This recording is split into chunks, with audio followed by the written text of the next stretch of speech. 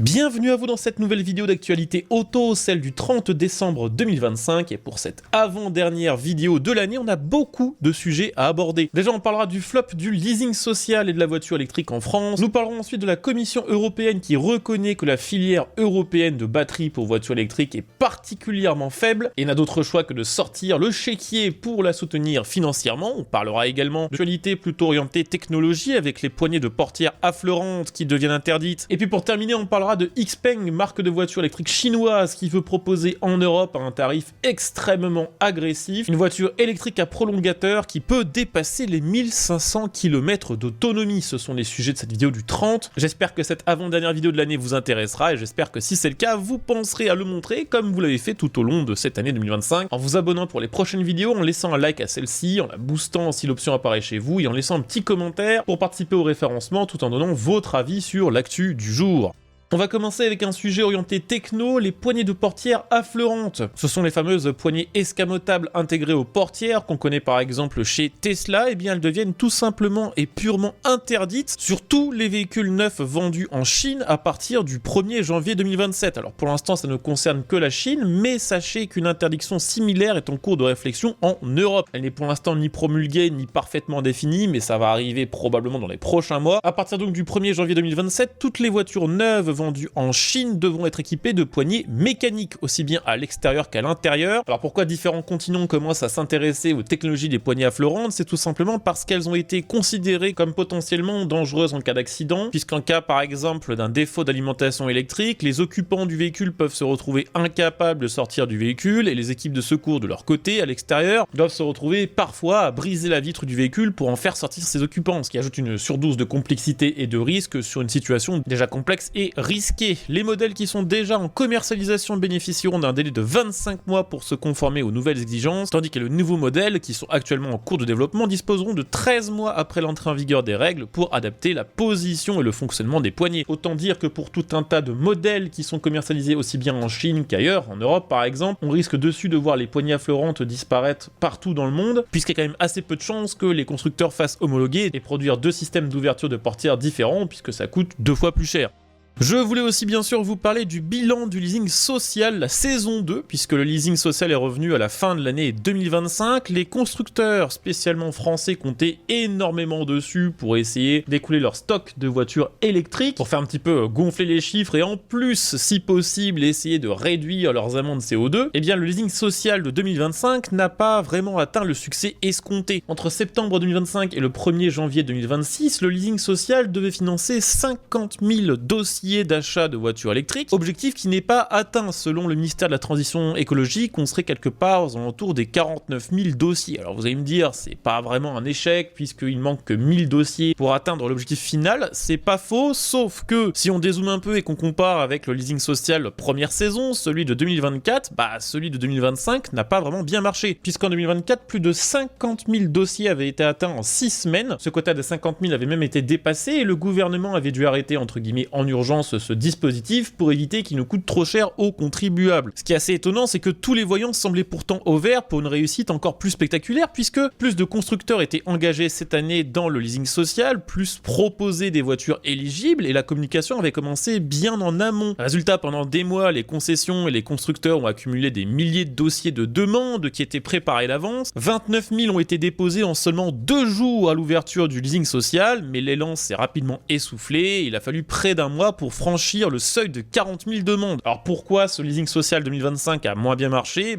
Tout simplement parce qu'en 2024, l'aide pouvait atteindre 13 000 €, ce qui faisait qu'à l'époque, il y avait certains modèles qui étaient accessibles pour une cinquantaine d'euros par mois, alors qu'en 2025, le plafond a été abaissé à 7 000 €, presque la moitié moins, entraînant des loyers mensuels avoisinant plutôt les 150 €. Il faut également ajouter que les conditions d'éligibilité se sont révélées plus contraignantes aussi en 2025. Alors il y avait bien sûr le plafond de revenus, mais ça c'était comme en 2024, mais il y avait aussi le besoin pour les candidats de se justifier le trajet travail-domicile d'au moins 15 km, un critère qui a entraîné le rejet de nombreux dossiers en concession. Certains constructeurs en tirent un bilan quand même plutôt encourageant, notamment du côté de Stellantis, qui a représenté à peu près la moitié des dossiers de financement de voitures leasing social, mais également pour Renault, qui a réussi à multiplier par 3 les immatriculations de sa Renault 5 électrique, lui permettant, grâce au leasing social, de faire rentrer sa R5 dans le top 10 des ventes françaises, tout type d'énergie énergie confondues. Mais voilà, si on dézoome un petit peu, clairement ce leasing social 2025 a été moins intéressant pour les constructeurs que celui de 2024. Ils ont écoulé moins de voitures via ce dispositif. Il n'aura donc pas permis de faire exploser les ventes de voitures électriques cette année, puisque sur les 11 premiers mois 2025, seuls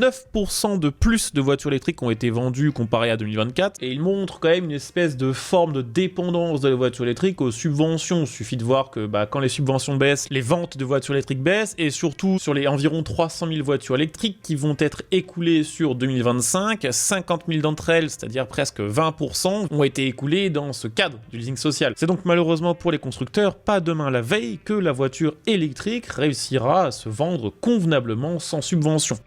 Alors peut-être que ça changera quand les voitures électriques auront réussi à se débarrasser de leurs deux gros problèmes qui sont une autonomie toujours plus faible que celle des thermiques et des temps de recharge toujours plus élevés. Et ça, XPeng va peut-être y remédier en Europe, puisque en 2026, la marque chinoise veut continuer son offensive sur le marché européen avec l'arrivée d'une nouvelle berline, la P7 Plus, qui arrivera dans deux versions différentes, qui affichent quand même des chiffres assez impressionnants. La première, c'est la version vraiment 100% électrique, qui est vendue en Chine à partir de 22 000 €. Regardez un petit peu ce que nous on a en Europe pour 20 000 €. On a à peine une C3 électrique toute cubique qui annonce 320 km d'autonomie, alors que la P7 Plus annonce environ 500 km WLTP. Mais pour ceux qui veulent aller encore plus loin, il y aura aussi la version e-Rev qui sera proposée sur le marché européen, c'est-à-dire une version électrique à prolongateur d'autonomie. Elle associera un moteur 100% électrique de 240 chevaux placé sur l'essieu arrière et un bloc essence 1,5 litre turbo de 150 chevaux qui n'entraîne jamais les roues. C'est un bloc qui produit de l'électricité à bord de la voiture pour alimenter de la batterie qui est ensuite utilisée par le moteur électrique pour prolonger l'autonomie. Alors c'est une technologie qui n'est pas encore très répandue en Europe, mais en Chine ça commence à être relativement populaire et ça marche très bien, puisque grâce à cette technologie et grâce à une architecture 800 volts, XPeng annonce 1500 km d'autonomie. Alors c'est le cycle CLTC qui est le cycle de homologation chinoise qui est quand même fort optimiste. Probablement en WLTP on serait plutôt aux alentours des 1200, clairement plus que la plupart des véhicules électriques européen